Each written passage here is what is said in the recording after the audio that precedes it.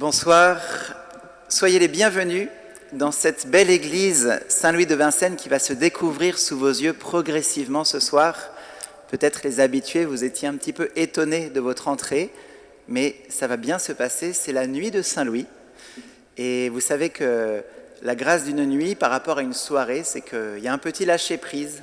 La nuit, on s'endort et on doit lâcher quelque chose. Donc ce soir, après peut-être cette journée bien éprouvante, je ne sais pas pour chacun, en tout cas avec ces moments pas faciles non plus pour certains aussi, qu'on puisse vivre cette belle soirée et soyez vraiment les bienvenus pour cette belle nuit de Saint-Louis. Un bonjour tout particulièrement à Madame le maire de Vincennes, avec les membres du conseil municipal, Monsieur le maire de Saint-Mandé aussi et ceux qui sont présents aussi du conseil municipal. J'ai vu aussi la fille de Monsieur Marast qui est présente parmi nous, le constructeur de l'église, vraiment, soyez les bienvenus, merci d'être venus. Monsieur le directeur des chantiers du Cardinal, et puis vous tous qui êtes venus, qui habitez le quartier de Vincennes ou de Saint-Mandé ou d'ailleurs, qui avez à cœur ce beau lieu qui est en train d'être bonifié. Voilà, au nom de toute la paroisse, je vous souhaite le bienvenu. Je suis le père Arnaud Bonassis, je suis le curé de la paroisse, je suis là depuis 6 ans et je suis très heureux de vous accueillir ce soir. Je vous souhaite une belle nuit de Saint-Louis à chacun et à chacune.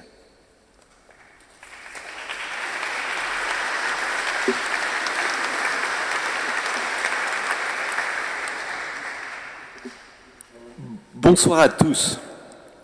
Merci d'être là dans l'église de Saint-Louis de Vincennes et de Saint-Mandé pour découvrir ensemble les trésors de son décor. Je suis Axel de Chavagnac, missionné par le diocèse de Créteil comme chef de projet mécénat pour la restauration de cette église. Notre soirée va nous emmener à la découverte des trésors cachés de Saint-Louis.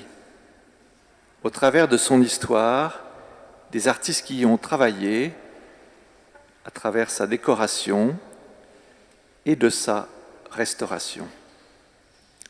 L'église Saint-Louis de Vincennes et de Saint-Mandé est comme un bateau. Le vaisseau a été mis à l'eau avant la guerre de 14 et consacré en 1924. Cette nef, dans laquelle vous êtes, aborde donc son centenaire et nous lui souhaitons de naviguer toujours au large avec ses nombreux trésors restaurés. Ce soir, notre soirée sera rythmée par 6 temps forts, séparés par de courts intermèdes musicaux. D'abord un temps lumineux et musical pour découvrir son décor. Suivra un moment de profondeur proposé par Paul Guillaumat autour de son architecture, de ses fresques et de ses mystères. Vous seront aussi expliqués par Marie Béguet, chef de projet pour la restauration des fresques de l'agence Pierre-Antoine Gatier, les techniques des fresques et les défis que représente leur restauration. J'aurai le plaisir de vous parler ensuite du défi du chantier et de la manière dont nous pouvons tous être acteurs de la restauration de ces magnifiques fresques. Un témoignage de donateur vous fera percevoir, je le crois, pourquoi aider cette restauration. Puis, Fabienne Stahl, chargée de la valorisation des collections du musée Maurice Denis, nous plongera dans l'œuvre de ce peintre et du moment Saint-Louis de Vincennes dans sa vie. Enfin, en conclusion, un envoi par Benoît Baudonnière, nouvel économe et secrétaire général du diocèse de Créteil, clôturera cette soirée. Encore une fois, bonne soirée.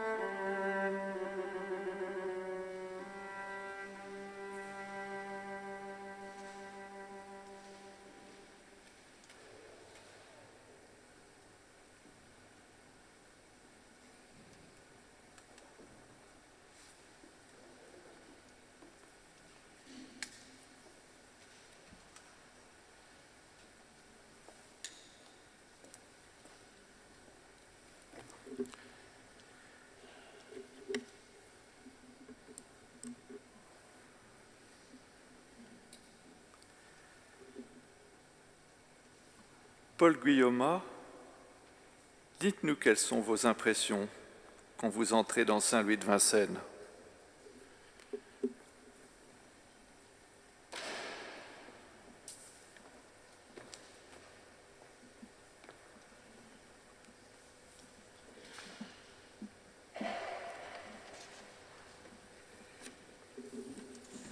Bonsoir.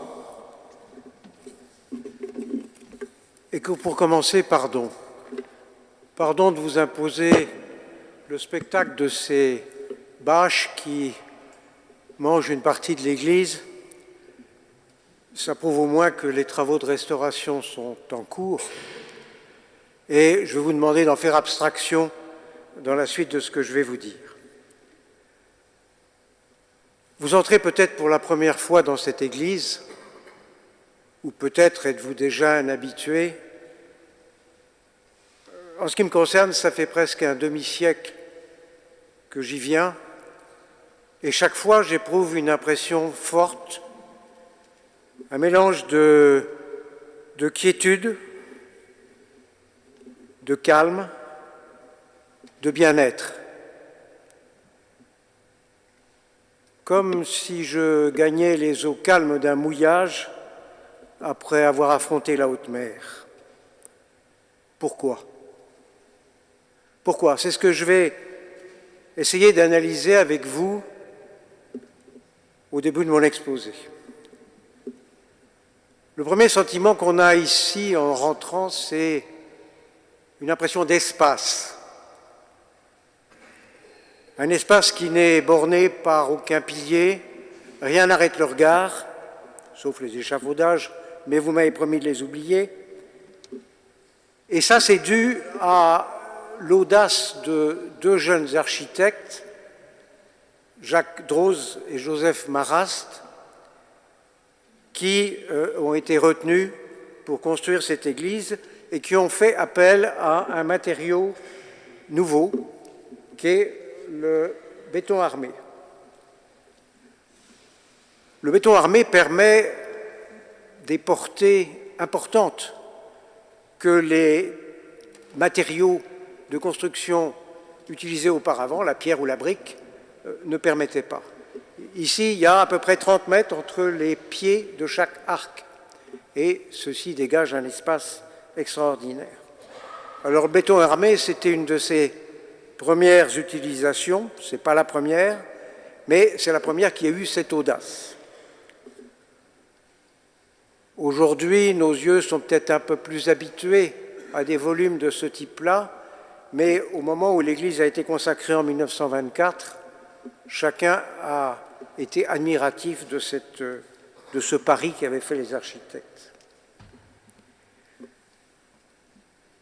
Les architectes ont construit une église de plan carré, inspirée de l'art byzantin,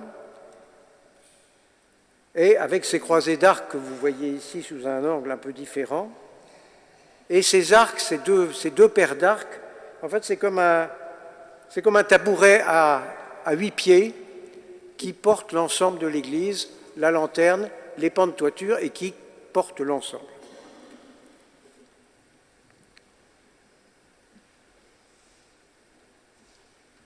Espace, volume aussi et proportion. Nos architectes donc ont construit cette église de plan carré qui est en fait un cube et un cube augmenté de l'abside qui est derrière moi et qui vient conclure, achever le chœur, et dont les proportions ont frappé parce qu'il y a un cube que l'œil, consciemment ou non, mesure et dans lequel il se sent bien. Et je voudrais vous citer la phrase d'un des premiers critiques de l'Église, qui était un dominicain, le père Régamet, qui était le chantre de l'Art nouveau en matière de construction d'églises au XXe siècle, et qui écrivait ceci. Il faut que je retrouve la... Il y a certainement un accord réalisé de manière heureuse entre le plan très carré et l'élévation qui, pyramide bien. C'est un verbe que je ne connaissais pas, mais qui exprime bien ce qu'ils veulent dire.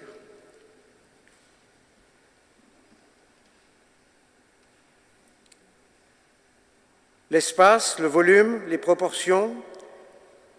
Il y a aussi dans cette église quelque chose qui est du domaine du partage, c'est-à-dire que l'assemblée et le célébrant vivent dans le même ensemble. Et ceci favorise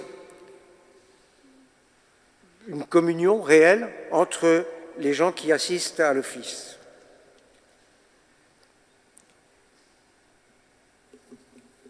Il faut mentionner aussi, comme argument, le fait que les architectes ont utilisé pour habiller les pans de toiture, si j'appuie sur le bon bouton, voilà, vous voyez des lambris de bois, et consciemment ou non encore, là, on a un petit peu l'impression d'être dans un chalet d'alpage. Il n'y a pas de feu de bois, mais on a l'impression d'être bien dans un chalet. Et ça, si, je le pense, contribue également au bien-être qu'on y ressent. Il faut signaler aussi, et ça je crois que c'est un argument important, l'unité du décor. Nos deux architectes faisaient partie d'une école suivant laquelle l'architecte n'est pas seulement responsable de la conception et de la construction, mais il est aussi responsable du décor. Et nos deux architectes ont recruté ou fait appel à certains artistes. Ils ont appelé deux peintres, Maurice Denis, dont on vous parlera tout à l'heure, et Henri Marais. Ils ont appelé deux sculpteurs, Carlo Sarabezol et Armand Boutroll. Ils ont fait appel à un ferronnier d'art, Raymond Sub, et à un céramiste, Maurice Dom. Et c'est eux qui ont voulu créer et contrôler le décor. Les architectes, ils ont tout dessiné ici. Ils ont dessiné les frises qui habillent l'intérieur des arcs, les frises qui courent le long des murs, le dallage du sol, les bancs qui sont là-bas, les confessionnaux, jusqu'au mobilier liturgique. Donc cette maîtrise des architectes a permis à l'Église de conserver, pendant ces 100 ans d'existence, une unité qui a été saluée par l'État quand le dossier de classement de l'Église a été voté au monument historique en 1996. Donc une unité qui est forte et qui a été renforcée par le fait que Marrast est resté l'architecte de l'Église jusqu'à sa mort en 1970. Et ça n'a pas toujours été facile. Il a fallu parfois qu'il se batte avec le curé, enfin se battre, au sens figuré du terme. Il a fallu qu'il lutte un peu aussi contre Maurice Denis, qui avait des idées de décoration qui n'étaient pas les leurs, mais cette unité a pu être en grande partie préservée. On se sent un peu comme dans un écrin ici, un écrin travaillé, élaboré, avec des décors riches. Qui dit écrin dit joyau, et si l'Église est l'écrin, les joyaux, c'est vous. Plutôt flatteur, non? J'en arrive même à me demander par moments si ce bien-être que j'éprouve ici n'est pas inconsciemment le fait que je retrouve la matrice maternelle. Mais ça, je ne peux pas le prouver. Quoi qu'il en soit, espace, volume, proportion, unité, chalet, autant de mots qui viennent à l'esprit, et je suis sûr que si je vous demandais à chacun d'écrire des mots, on retrouverait cela, mais je suis sûr qu'on en retrouverait d'autres. Je voudrais maintenant consacrer un peu de temps à Henri Marais, qui a travaillé dans cette église et qui a fait beaucoup de réalisations. Marais a été un peintre qui a restauré, si j'ose dire, ou fait revivre en France un art qui était tombé en désuétude, qui était l'art de la fresque. On lui doit un certain nombre de décors à l'extérieur, on lui doit à l'intérieur, mais on ne peut pas le voir parce qu'il est caché derrière les échafaudages, le baptême du Christ dans le baptistère. On lui doit la grande tête de Christ qui est au-dessus de ma tête, et puis les évangélistes qui sont autour de la lanterne. Mais on lui doit surtout ce que je considère comme son œuvre majeure ici, qui est son chemin de croix. Alors un chemin de croix, c'est l'histoire de la montée de Jésus vers la croix et vers la mort, en un certain nombre de stations. En général, un chemin de croix, ce sont des petits éléments décoratifs.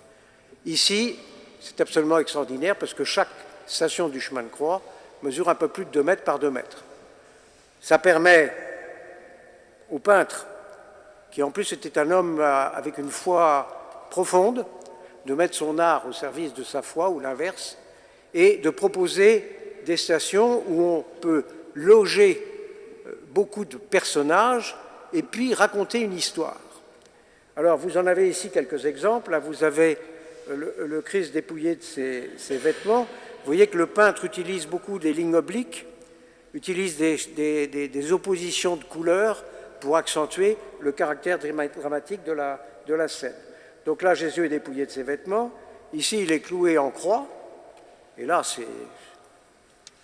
ça bouge dans tous les sens. Et avec des détails parfois qui sont extrêmement émouvants, comme cette tête de Christ que vous trouvez ici. Je voudrais m'arrêter sur la station numéro 7, qui est derrière vous, pardon, je n'appuie pas sur le bon bouton, voilà, qui est derrière vous, et qui est Jésus tombe pour la 2e fois. Le chemin de croix, il y a 3 chutes du Christ sous le poids de la croix, il y a 3 rencontres avec des femmes, et puis il y a un certain nombre d'éléments qui deviennent de plus en plus dramatiques vers la fin. Là, Jésus est tombé sous le poids de la croix pour la 2e fois. Le peintre a créé 2 registres dans son tableau. Au premier plan, un paysage désertique avec quelques cactus et Jésus qui est tombé sous le poids de la croix, épuisé, abandonné, en particulier par tous ses disciples qui, dès son arrestation, se sont envolés comme une volée de moineaux.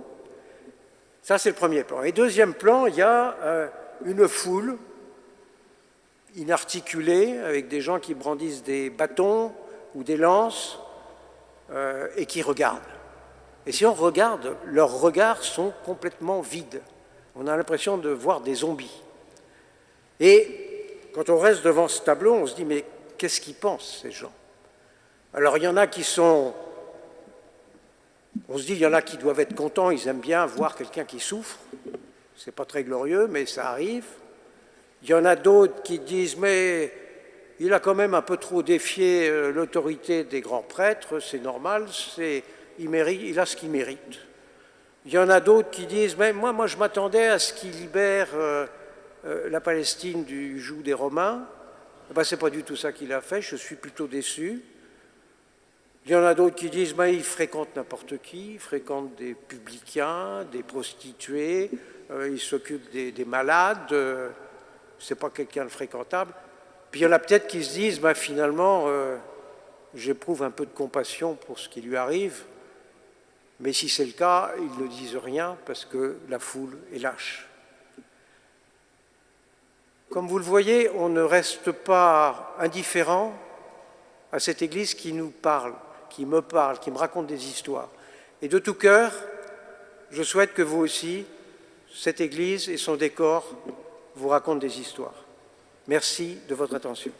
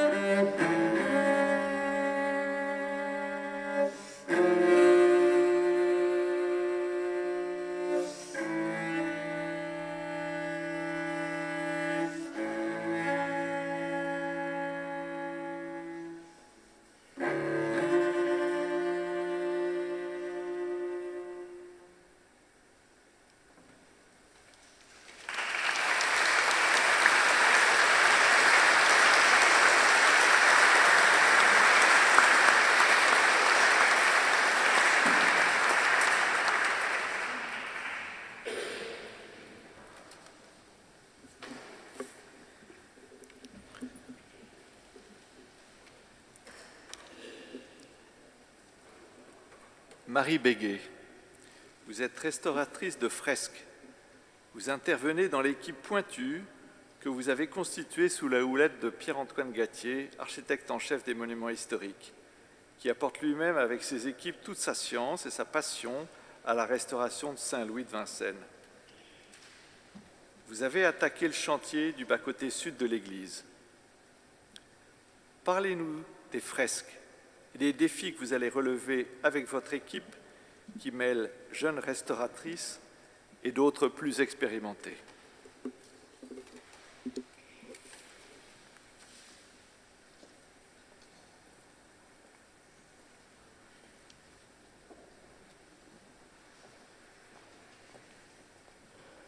Bonsoir.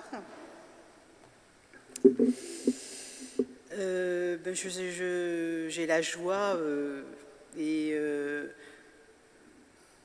je suis un peu émue d'être mandataire de ce très beau chantier. La spécificité des décors peints de l'église Saint-Louis de Vincennes se résume par des techniques singulières en vogue au début du siècle dernier, avec un art remis à l'honneur qui est l'art de la fresque. Ce soir, mon intervention va se limiter au collatéral sud que vous ne pouvez pas voir car ce qu'il est bâché. Donc, je vais pouvoir vous mettre la première diapositive. Voilà. Donc, la grandeur de l'échafaudage, nous sommes à 23 mètres de haut, qui est assez conséquent, avec 10 étages de paliers à monter pour aller travailler. Et ce soir, mon intervention donc, se limite au collatéral sud avec les béatitudes en partie supérieure peintes par Maurice Denier et son atelier et les 7 chemins de croix peints par Henri Marais. Ces décors réalisés entre 1921 et 1923 sont exécutés à fresque. Et la fresque est une technique spécifique car c'est un procédé chimique. En effet, la fresque est le résultat de la carbonatation du pigment dans l'enduit frais. Donc là, je prépare un petit schéma. Ici, un petit schéma pour vous expliquer le phénomène. L'enduit de chaux est appliqué sur le mur par plages qui vont correspondre à une journée de travail, d'où le terme de giornate. Les pigments préalablement dispersés dans de l'eau sont déposés au pinceau sur l'enduit frais et sont fixés par la carbonatation de la chaux. En fait, lorsque l'enduit commence à sécher, l'hydroxyde de calcium composant la chaux migre vers la surface où il réagit avec l'anhydride carbonique de l'air pour former, lorsque l'eau s'évapore, du carbonate de calcium. Au cours de cette réaction, les pigments se retrouvent enrobés dans la cristallisation du carbonate superficiel, qui le fixe comme s'il devenait partie intégrante d'une plaque de calcaire. Et c'est cette carbonatation qui confère aux fresques le rendu minéral, cette matité et cette résistance particulière. Pour bien comprendre, les avantages de cette technique sont sa facilité de mise en œuvre, sa résistance, un bon vieillissement. En effet, la couche picturale n'est pas soumise à une oxydation, contrairement à une peinture à l'huile ou une tempéra, et au rendu très mat des tons. Autre avantage, la fresque ne formant pas de film en surface est perméable à la vapeur d'eau. Et cette propriété limite le développement de micro-organismes comme les algues, les champignons ou les moisissures. Enfin, ces peintures sont pratiquement irréversibles et malheureusement, seule l'eau peut les gâter, peut les ruiner. Là, je vais vous parler de la technique d'exécution. Le support de ces peintures murales est constitué par une couche d'enduit à base de chaux et de sable appliquée ici sur du béton. L'épaisseur de l'enduit varie ici de 5 à 8 mm. L'enduit est posé par giornate, c'est-à-dire que l'artiste devant travailler sur un enduit frais a besoin de se limiter et donc il va étendre l'enduit selon le travail qu'il veut réaliser dans la journée, d'où le terme de giornate. Sur les chemins de croix comme sur les béatitudes, ces giornate sont parfaitement visibles. Ici, vous avez une giornate qui se remarque le long de la main. Je ne sais pas si vous voyez une petite surépaisseur au niveau de la main. Voilà, ça correspond à la limite de son travail. C'est-à-dire Il a fait le personnage et le reste du décor, c'est le badigeon. Donc vraiment, il s'est limité à ce personnage pour faire sa giornate. Ensuite, le motif est mis en place. En lumière directe et en lumière rasante, on observe plusieurs méthodes pour mettre en place le dessin. On constate des incisions, un tracé rouge pour les alignements de construction et des traces de poncif pour les motifs. Le poncif est une technique couramment utilisée en peinture murale qui permet de positionner rapidement le dessin. Il est repéré par la présence de petits points. Le principe est simple. Le motif que l'on veut reproduire est dessiné sur un carton ou sur un calque, puis les contours du motif sont percés avec une aiguille ou une roulette à pic.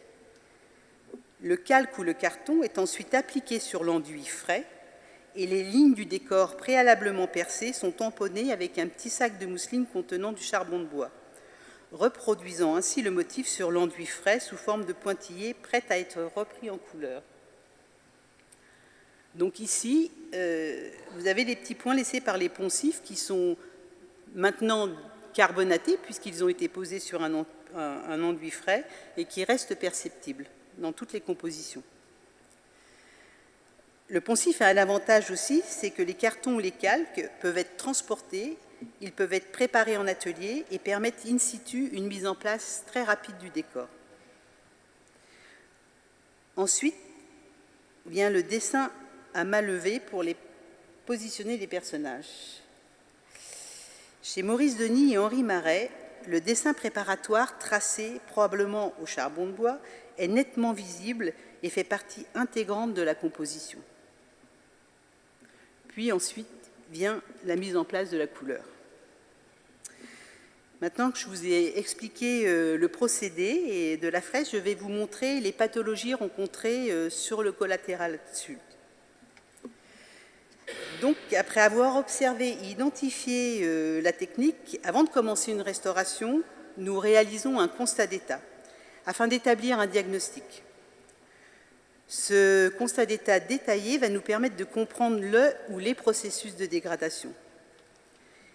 Ici, les principales altérations rencontrées sur le collatéral sud sont malheureusement des dégâts causés par les infiltrations d'eau, liées aux toitures défectueuses qui ont généré des décollements d'enduits, des fissures, des efflorescences, des pertes de cohésion et des pulvérulences. Ici, nous notons peu de fissures liées au mouvement du bâti. Les dégradations sont donc essentiellement liées aux infiltrations d'eau. Ces infiltrations d'eau ont véhiculé localement des sels solubles qui se sont déposés en surface et ont fait perdre toute cohésion à l'enduit. Dans ces zones, la désagrégation de la matière est très importante, notamment des côtés sud-est et sud-ouest, où l'enduit est fragilisé et la couche picturale présente de nombreuses pulvérulences. Nous observons aussi des ruissellements d'eau pluviale au niveau de la baie, où la pluie, venant éclabousser le mur extérieur, s'est infiltrée entre le mur et la baie, générant à l'intérieur du bâtiment des coulures d'eau. Conséquence, tous ces phénomènes aboutissent à la destruction des œuvres avec des décollements d'enduit et des décohésions de support. Sur les peintures murales, l'eau en s'infiltrant entraîne avec elle des résidus et des sels qui, au contact du décor, vont soit passer au travers de la matière picturale, soit exercer des poussées qui vont briser la carbonatation. Pour simplifier, on a deux types de cristallisation. Des efflorescences superficielles ou externes, qui sont des sels qui forment en surface d'épaisses efflorescences impressionnantes mais faciles à éliminer, et des crypto-efflorescences, qui sont des efflorescences qui se créent à l'intérieur des pores. Les sels se gorgent d'eau et, en augmentant le volume, créent des contraintes sur les matériaux. Soit le support résiste et les sels sont expulsés sous forme d'efflorescence à la surface de la peinture, soit ils se brisent et les sels provoquent la désagrégation de l'enduit. Donc là, vous avez l'état d'une infiltration d'eau où l'enduit est complètement désagrégé. Là, pareil, au niveau du Christ, vous constatez les petites boursouflures sur les côtés, sur l'épaule. Ce sont des selles qui commencent à migrer, qui commencent à pousser la matière picturale, en fait. Et voilà, là, la vision des selles en vision rapprochée. Ces selles laissent en surface un voile blanchâtre, parfois très prononcé selon les couleurs ou leur emplacement. Sur le collatéral sud, nous rencontrons aussi une autre altération liée à la mise en œuvre de l'enduit ou à la qualité de la chaux utilisée. Ce sont des incuits. Il s'agit de petits fragments de chaux mal hydratés qui, au contact de l'air et de l'humidité, éclatent. L'enduit tombe ou se soulève ponctuellement. Je ne sais pas si vous voyez les petits soulèvements d'enduit ou les petites pertes, les petites lacunes. Et ce phénomène est plus ou moins étendu selon les zones et selon les giornate. Donc, suite à ce constat, nous établissons des relevés où nous inscrivons toutes les pathologies. Ils nous permettent de repérer précisément les parties fragilisées, les fissures, les incuits et les zones de faiblesse et de décollement. Ils nous permettent surtout de visualiser le processus de dégradation et son étendue. Après ce constat d'état, un protocole est établi pour intervenir et c'est ce que nous sommes en train d'élaborer avec le service de la DRAC, la maîtrise d'ouvrage et la maîtrise d'œuvre. Les défis de cette restauration, bien sûr, c'est l'ampleur du chantier pour laquelle il faut programmer une importante organisation afin de pouvoir anticiper le résultat. En fait, en restauration, il est important de savoir que la lisibilité d'un décor nécessite de le respecter, mais surtout de le comprendre en le restituant dans son milieu historique. À Saint-Louis de Vincennes, le programme iconographique, dès sa conception très épurée, vient souligner et épauler l'architecture. Et si le restaurateur a le privilège de toucher les œuvres, il a aussi la lourde responsabilité de déterminer l'image qu'elle donnera à voir au public et aux historiens d'art, d'où l'importance de cette réflexion. Le choix d'une intervention ne peut donc être défini sans une connaissance précise du décor et des artistes. Mais bien sûr, ce choix n'est jamais pris seul, mais toujours en concertation, en fonction de la finalité voulue. Et je voudrais ici vivement remercier l'agence Pierre-Antoine Gatier pour la confiance qu'elle nous accorde. Maintenant, je vais parler de l'équipe. Pour la restauration de ce prestigieux chantier, je ne suis pas seule, heureusement. Nous sommes plusieurs restaurateurs aguerris, dont certains ont une expérience spécifique en fresque. Et nous avons inclus dans notre équipe 3 jeunes restauratrices qui, à nos côtés, s'initient à toutes les tâches par roulement, sans spécialisation de zone et toujours sous la houlette d'un référent. L'idée est de les mettre en situation, après avoir regardé le geste d'un aîné, sans être jamais seul et que l'apprentissage profite à tout le monde sans monotonie. Car une équipe, c'est aussi la possibilité d'avoir une réflexion collégiale et des échanges importants. Et ces jeunes talents motivés et dynamiques apportent au sein du groupement des expériences nouvelles, intéressantes pour l'ensemble du groupe. De plus, l'importance de la surface à traiter et la grande diversité des problématiques rencontrées à Saint-Louis de Vincennes est un tremplin important pour comprendre l'organisation et la gestion d'un chantier de grande ampleur. L'équipe présente sur ce chantier est bien sûr très motivée. Alors là, je vous présente une partie de mes collègues. Nous sommes en fait 18, par roulement bien sûr, pas 18 tous les jours ensemble. Et cette équipe n'est pas seulement un regroupement, entre guillemets, de travailleurs, c'est une équipe soudée par une même sensibilité et pour certaines d'entre nous par une longue amitié. En fait, les peintures murales réalisées sur béton sont depuis quelque temps mises à l'honneur et c'est une grande joie pour toute l'équipe d'intervenir sur ce prestigieux chantier et dans ce cadre exceptionnel. Et j'ai un petit message à vous faire passer, c'est que pour transmettre un patrimoine, il faut savoir le préserver et pour le préserver, il faut l'observer pour mieux le conserver. Voilà, merci beaucoup.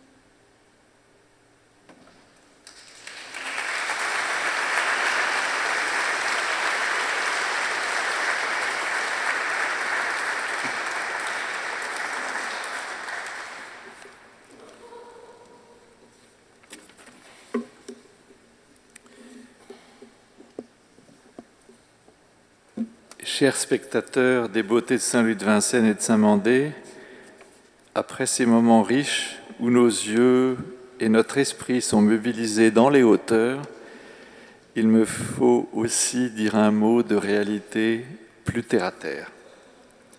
Vous en avez l'intuition, en écoutant Marie Béguet, il y a un défi technique de restauration des fresques.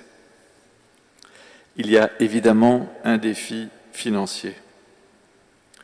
Cette église a été construite dans les années 20. Elle appartient à l'association diocésaine de Créteil. L'évêché est donc responsable et payeur de tous les travaux d'entretien et de restauration.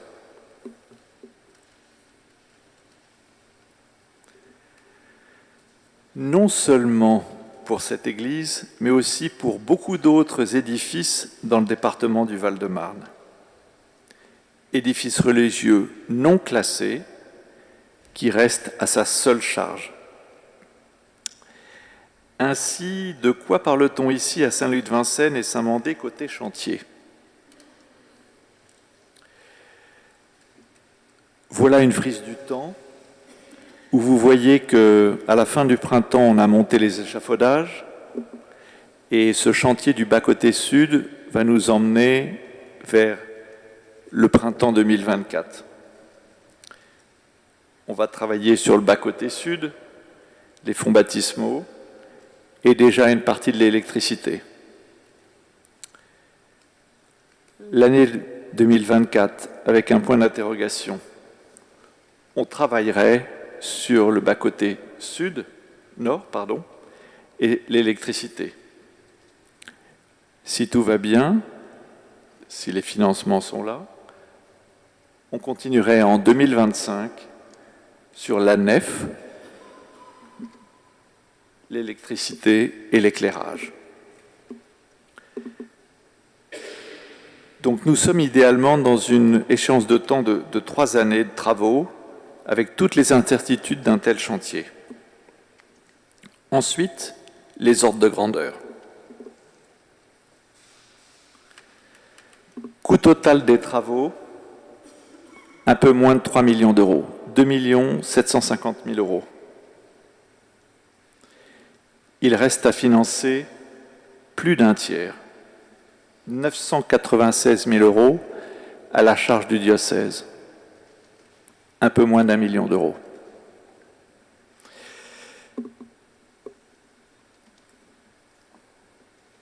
Vous comprenez qu'on est devant une montagne à gravir. Et vous comprenez que dans cette marche vers les sommets, notre stratégie est celle des petits pas. Nous n'allons pas les faire seuls. Nous voulons les faire avec le maximum de personnes. Et bien sûr, petits pas, mais toujours les yeux fixés sur l'objectif d'avoir un édifice entièrement restauré. Vous n'allez pas échapper au camembert, j'en ai un pour vous. Voilà qui montre les proportions. Vous voyez la DRAC, un peu plus d'un tiers, la région Île-de-France, pour 20%, Vincennes et Saint-Mandé. Et enfin, évidemment en rouge, le diocèse de Créteil, avec l'aide des chantiers du Cardinal, pour 36%. Dans cette aventure, comme dirait l'Ecclésiaste, il y a un temps pour construire, un temps pour pleurer, un temps pour rire, et on rajouterait bien, il y a aussi un temps pour demander, mais d'abord un temps pour dire merci. Merci à l'État, c'est-à-dire au ministère de la Culture et au service de la Direction régionale des affaires culturelles. Merci à la région Île-de-France, qui nous accompagne avec l'appui de Florence Portelli, vice-présidente du Conseil régional d'Île-de-France, chargée de la culture, du patrimoine et de la création. Merci aux communes de Vincennes et Saint-Mandé, toujours au rendez-vous depuis plusieurs années pour soutenir cette restauration. Nous saluons Madame la maire de Vincennes, Charlotte Libert-Albanese, qui est ici ce soir, ainsi que Monsieur le maire de Saint-Mandé, Julien Veil. Merci à eux, merci aux élus de ces communes. Merci aussi à la Fondation du patrimoine, notamment pour le soutien de la mission Berne, qui avait permis les importantes tranches de travaux qui ont permis de travaux du clos et couvert, qui ont permis de démarrer ces chantiers de restauration intérieure. Merci donc à la Fondation du patrimoine et aussi pour ses conseils et la mécanique de collecte qu'elle apporte. Merci enfin au chantier du Cardinal. Leur accompagnement s'inscrit évidemment pleinement dans leur grand dessein historique. Et l'on sait que l'on pourra toujours compter sur eux. Nous saluons Jean-Pierre Gaspard, directeur général bénévole des chantiers, présent ici ce soir. Enfin, merci à vous. Merci aux donateurs, particuliers, entreprises et fondations qui nous ont aidés ou qui s'apprêtent à le faire, à nous soutenir encore. Pour les fondations, je veux citer en particulier ici la Fondation 55 Boissonnade, qui est venue par l'intermédiaire de la Fondation Notre-Dame, pour sa générosité, dont un membre est là aussi ce soir. Maintenant, au-delà de ces institutions, comment nous pouvons concrètement aider? C'est tout simple. C'est en participant à la collecte sur le site sldv.fr, SLDV comme Saint-Louis de Vincennes.fr, qui se déboucle sur le site de la Fondation du patrimoine. Notre site que nous avons mis en place permet de parrainer des œuvres dans Saint-Louis de Vincennes. Ce site se veut ludique et proche des envies de chaque donateur. Ici, vous apercevez la page d'accueil du site. La page suivante, avec ses auréoles roses, permet de cliquer sur une œuvre qu'on aimerait parrainer et mécéner. Un don libre est toujours possible à partir de 5 €. On peut aussi mécéner pour 200 € une rose dans les chapelles du Sacré-Cœur ou de la Vierge. On peut mécéner un morceau de frise ou des personnages et décors. Et vous voyez ici quelques exemples de l'échelle de dons. Donc 5 €, une rose pour 200 €, une frise de 500 € le mètre linéaire. Plus généreusement, un personnage de la glorification de Saint-Louis en périphérie ou au fond, entre 3 000 et 7 000 €, une station du chemin de croix, 12 000 €, ou une béatitude, 18 000 €. Je m'arrête là, mais ce qui est plus haut et plus grand, comme les fresques du Christ ou un évangéliste, de l'ordre de 20 000 €.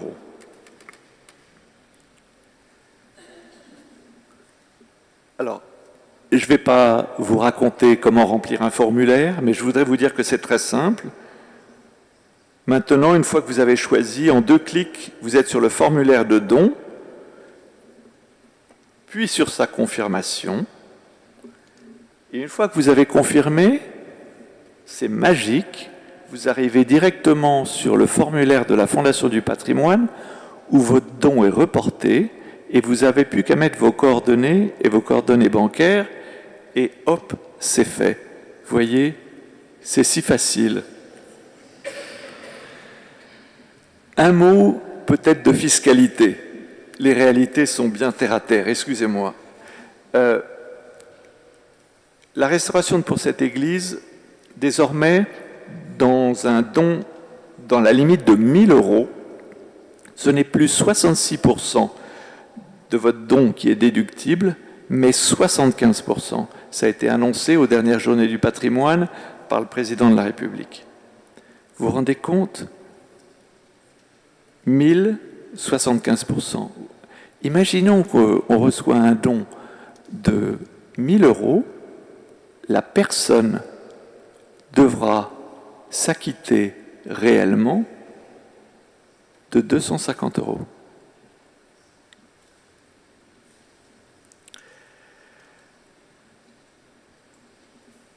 Point important, et je veux insister dessus, nous organiserons des visites de chantier pour faire partager aux donateurs comment on restaure les fresques au XXIe siècle et ainsi voir les restauratrices à l'œuvre et parler d'elles. L'échafaudage qui vous est caché a été conçu spécialement aussi pour les restauratrices, mais pour permettre des visites de chantier. C'est passionnant, les visites de chantier.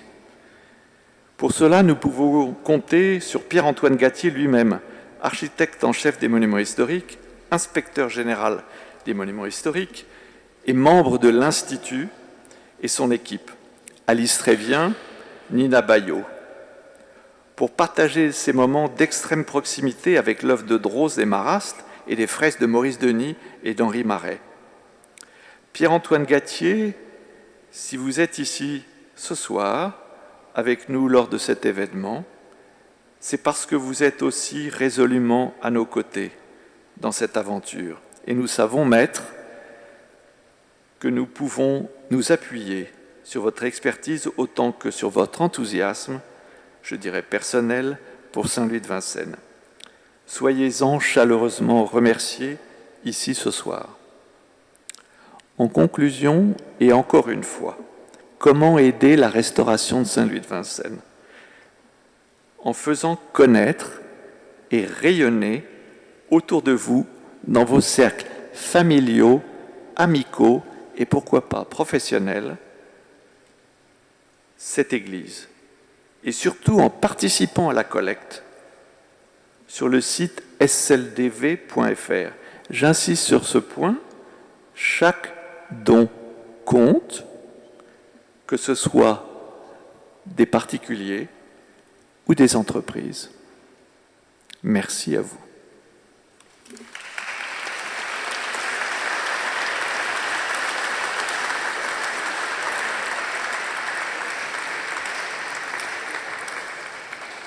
Avant de passer la parole à Fabien Stahl, qui nous parlera de Maurice Denis, je vous propose d'écouter maintenant le témoignage d'un donateur. Pourquoi donner maintenant? Est-ce que cela sert à quelque chose dans nos temps si troublés?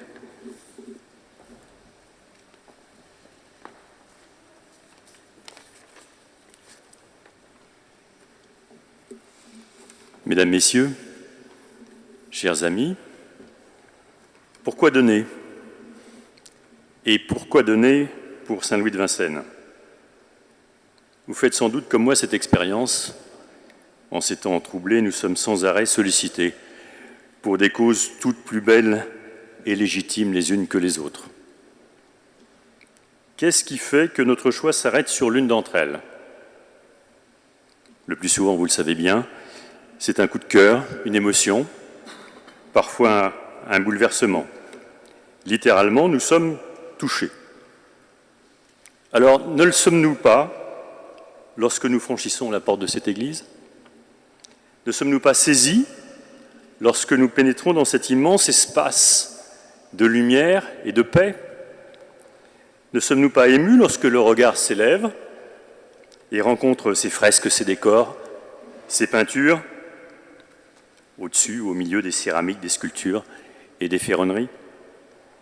Alors quand on découvre tout cela, étonné, admiratif, on veut en savoir plus et on se tourne vers ceux qui, admirablement, depuis si longtemps, se dévouent à la mémoire de cet édifice.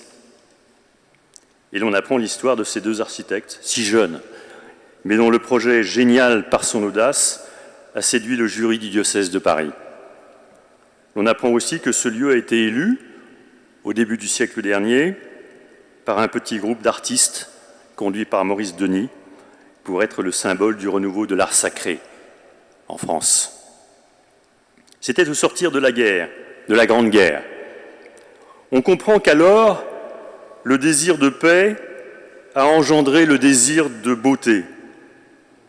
Et c'est la beauté que les artistes ont installée là, discrètement, aux confins de Vincennes et de Saint-Mandé, à la lisière de Paris. Voici donc l'enjeu de ces travaux, qu'il s'agit de financer par nos dons.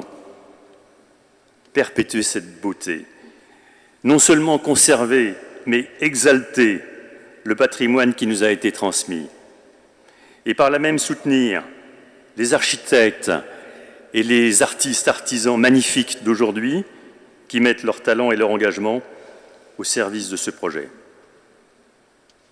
Mesdames, Messieurs, aujourd'hui, comme il y a un siècle, n'avons-nous pas d'urgence besoin de cette beauté qui va avec la paix?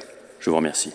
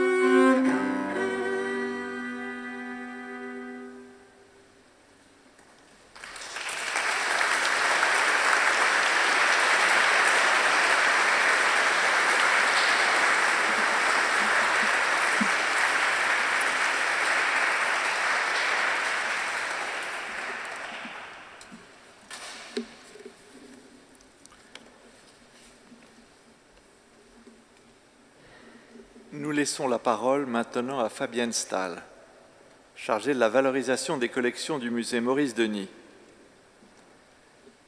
Fabienne Stahl, on sait que vous rédigez le catalogue de l'œuvre de Maurice Denis. Y a-t-il un moment particulier pour Maurice Denis lorsqu'il vient décorer cette église ?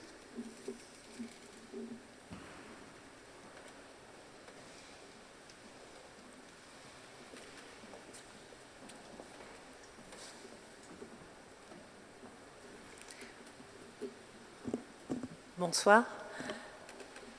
Écoutez, moi, ça fait 25 ans que je travaille sur Maurice Denis et je connais spécialement bien Saint-Louis de Vincennes parce que j'ai fait ma thèse sur les décors d'église de l'artiste il y a bien longtemps. Et je dois dire que c'est toujours avec un grand bonheur que je reviens ici.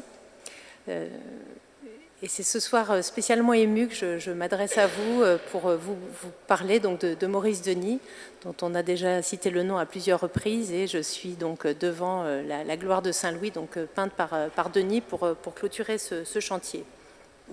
Donc Maurice Denis, tel que vous avez son portrait à l'écran, se présente en fait tel qu'il était quand les architectes sont venus le solliciter en 1921. Donc ce moment Saint-Louis de Vincennes, il intervient dans la vie de Maurice Denis l'année de ses 50 ans.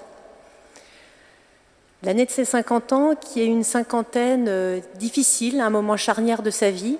Il est veuf depuis peu et il se représente ici dans un autoportrait dans sa maison, qui est aujourd'hui le musée Maurice Denis à Saint-Germain-en-Laye. Vous prenez le RER A à l'opposé de Saint-Louis.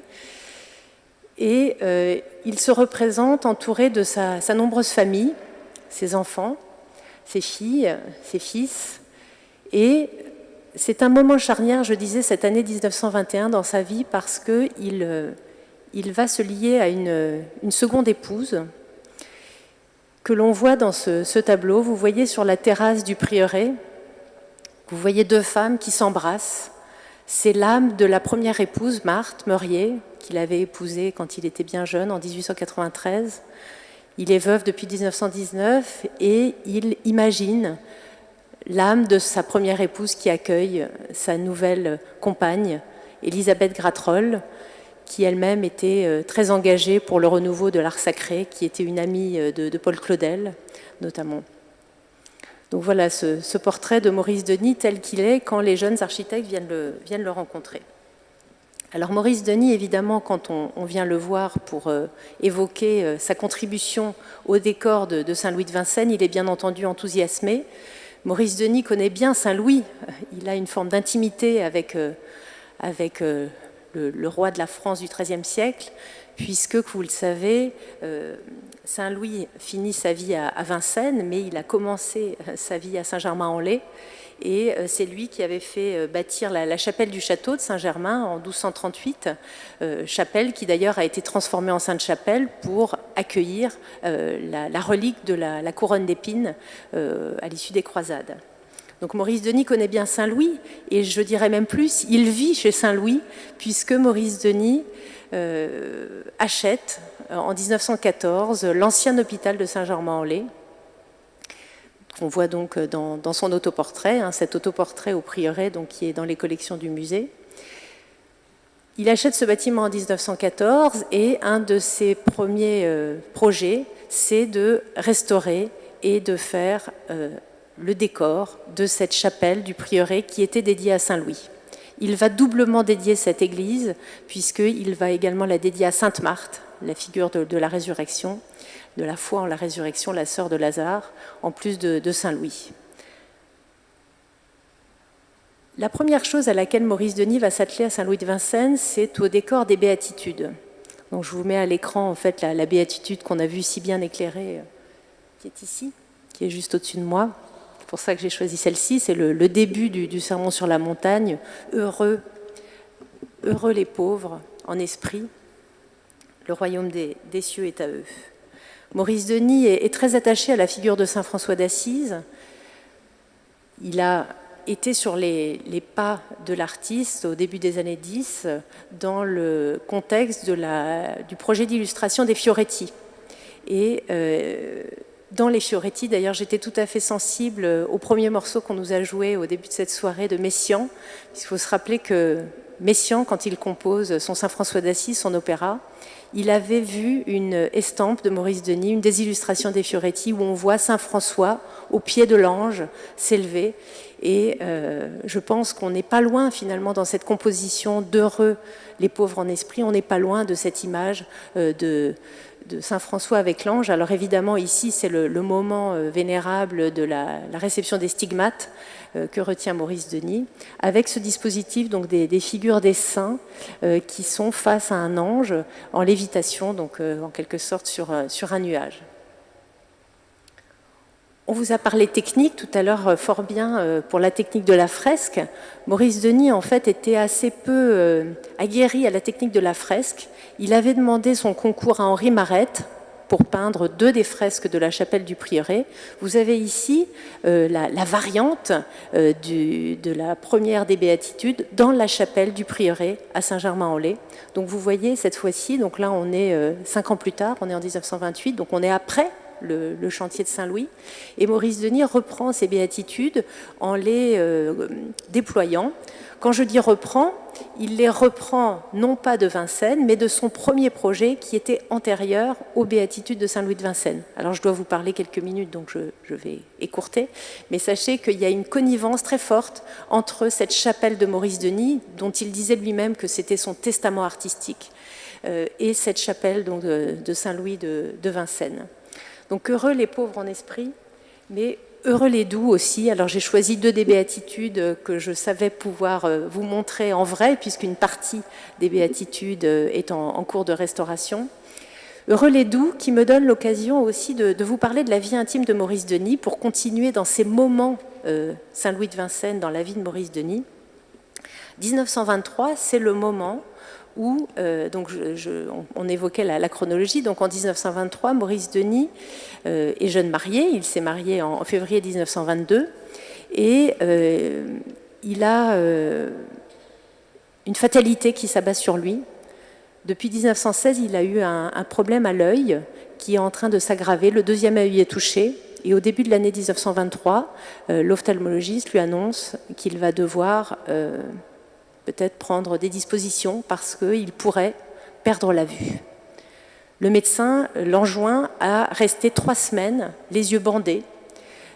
Et c'est le moment où les architectes lui disent « Nous avons commandé les échafaudages pour les fresques, vous vous rendez compte, ça nous coûte très cher par jour, il faut que vous interveniez. » Et Maurice Denis leur dit « Mais je ne peux pas. » Et donc c'est effectivement un des moments du conflit, on va dire, sur ce chantier qui va quand même s'apaiser, bien entendu, et donner donc ces magnifiques béatitudes que Maurice Denis va réaliser en compagnonnage avec des compagnons des ateliers d'art sacré, école qu'il avait fondée avec Georges Vallière en 1919. C'est Claude Dubois, notamment Pierre-Claude Dubois, qui va assister Maurice Denis, et non pas Marette, en l'occurrence, pour les béatitudes. Donc Heureux les doux, je vous disais, me donne l'occasion aussi de vous parler de l'intimité de Maurice Denis, puisque nous sommes ici dans une église, donc dans un lieu consacré. On imaginerait trouver des scènes historiques, comme nous l'avons dans l'abside, et pourtant, partout dans l'œuvre de Maurice Denis, il y a toujours une continuité, une connivence entre la vie du quotidien, la vie personnelle et les choses de Dieu, puisque pour Maurice Denis, il n'y a pas de frontières. La foi, c'est sa colonne vertébrale, sa foi en la résurrection, notamment, qui coule dans ses veines.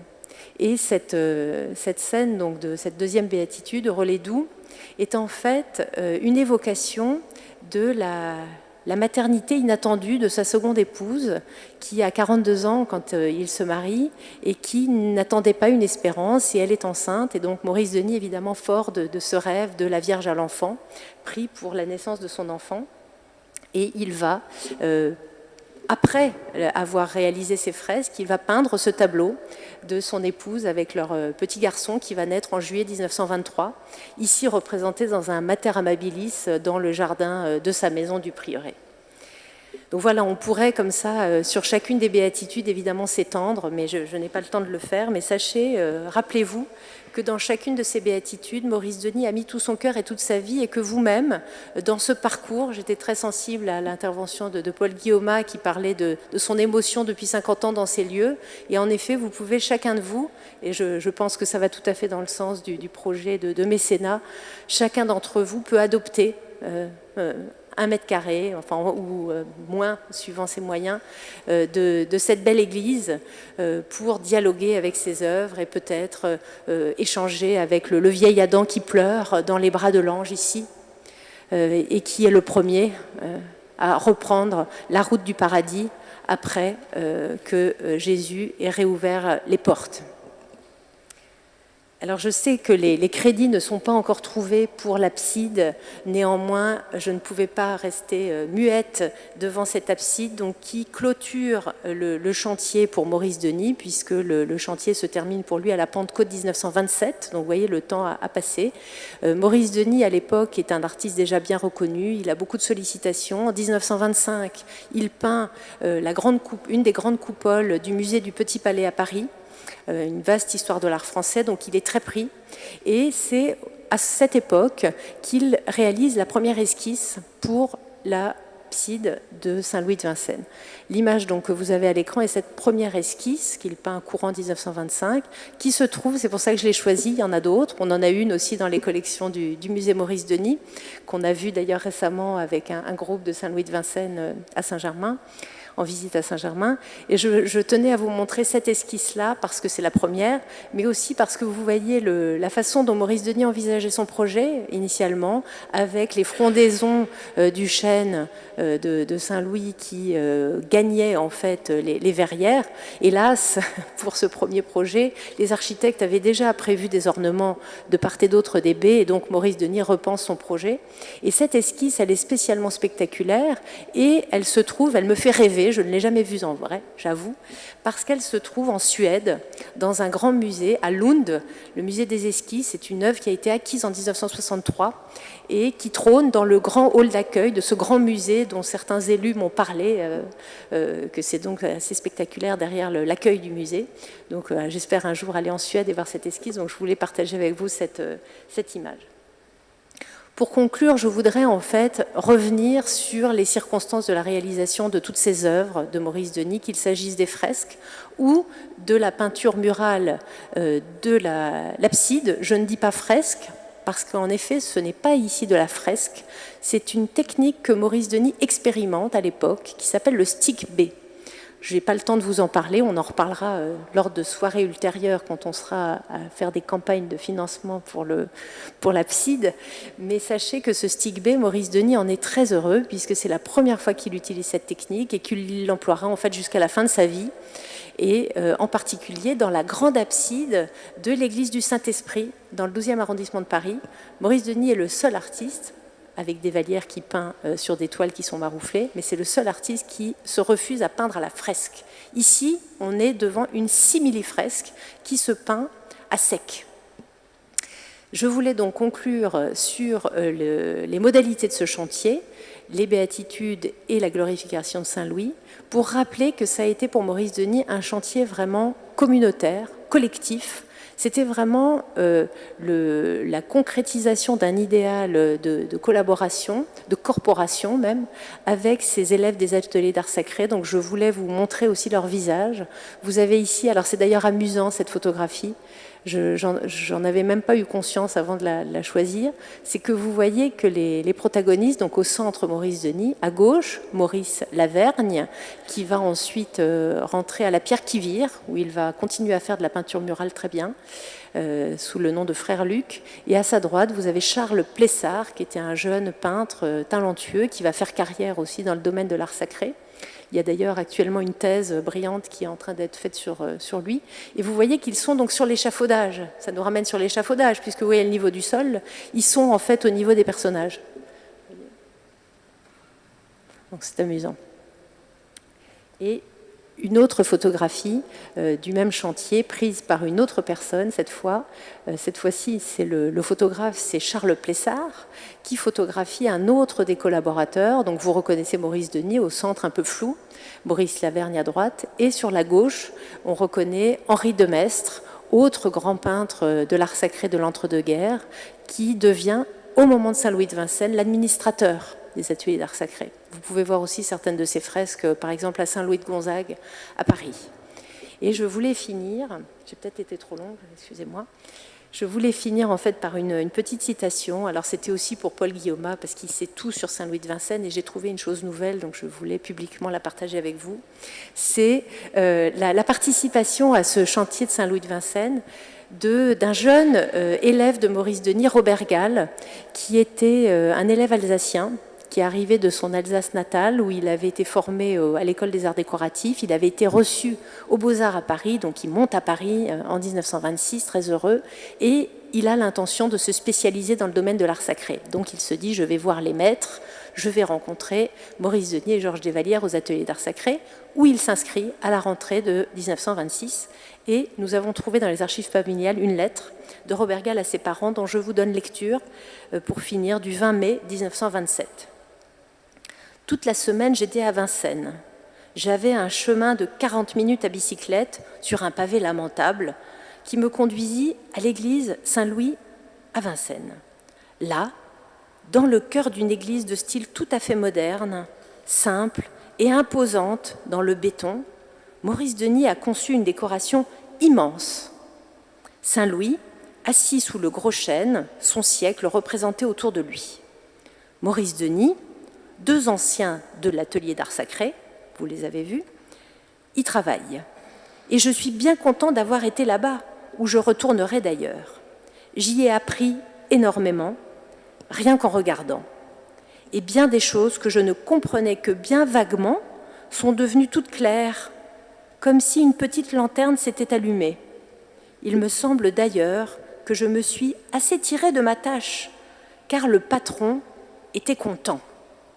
D'ailleurs, en travaillant, en voyant cette belle composition dans cette harmonie de couleurs, telle que seule sait chanter une poésie, bien des lumières utiles s'étaient ouvertes, pouvant m'être utiles pour mes propres travaux. Et il continue donc à expliquer à ses parents sur quoi il travaille. Donc vous voyez combien cette église Saint-Louis de Vincennes, c'est au lendemain de la Première Guerre mondiale, un chantier exemplaire pour l'architecture, un chantier école pour toute une génération d'artistes, de laquelle va d'ailleurs sortir Pierre Couturier, qui signe une des béatitudes qui actuellement est en train d'être restaurée.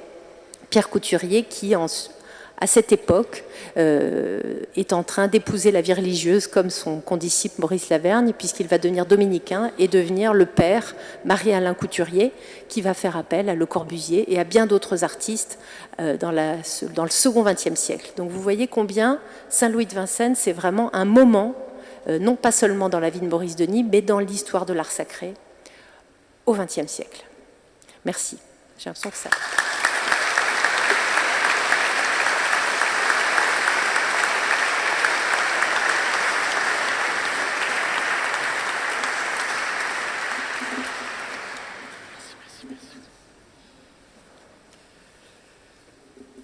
Le temps de conclure cette soirée arrive. Merci à tous d'être là ce soir et de nous avoir accompagnés pour cette immersion dans l'histoire de l'art qui s'incarne ici dans le Val-de-Marne, aux confins de Vincennes, Saint-Mandé, Montreuil, Paris. Par votre présence, vous signifiez que nous sommes tous des acteurs de sa restauration. Je passe la parole à Benoît Baudonnière, secrétaire général du diocèse de Créteil, qui va conclure cette soirée. Merci à vous.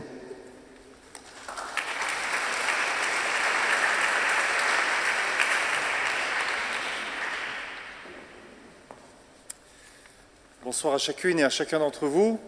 D'abord, quelques mots pour vous dire que Monseigneur Dominique Blanchet, notre évêque, regrette très sincèrement de ne pas avoir pu venir ce soir.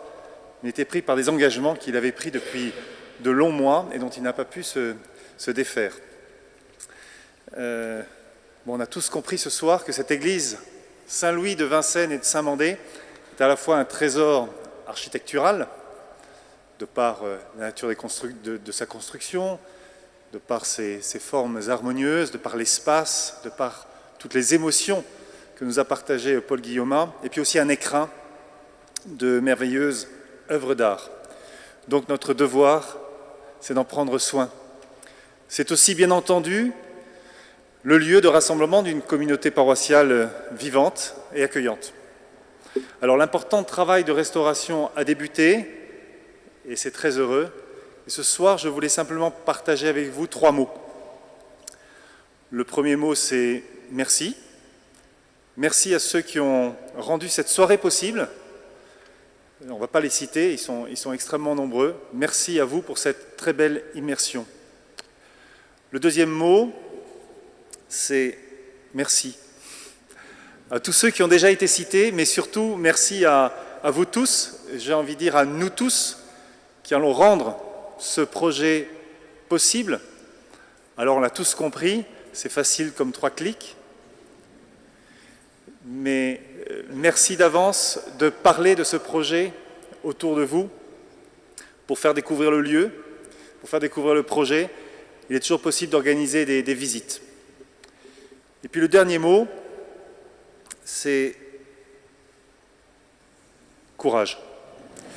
Le dernier mot, c'est courage.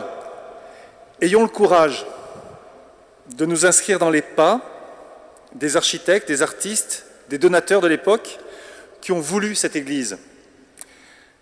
Ayons le courage de transmettre aux générations qui viennent ce patrimoine artistique et spirituel unique qui nous a été transmis. Bonne soirée.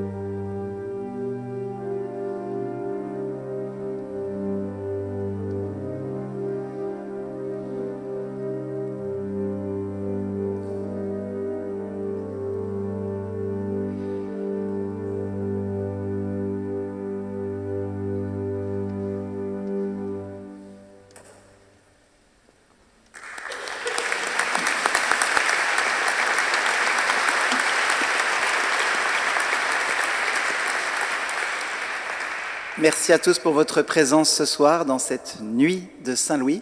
Le 9 novembre 1924, la paroisse ici était installée par l'évêque de Paris. Nous rentrons ce soir dans cette année du centenaire et nous aurons plusieurs rencontres dans l'année qui vient et nous vous proposerons un festival en novembre 2024, le festival des 100 ans. Donc voilà, ce soir c'était cette soirée d'inauguration et où nous rentrons ensemble dans cette année du centenaire. Merci de votre présence, merci pour ce temps partagé. Nous vous souhaitons une très belle nuit à chacun. À bientôt.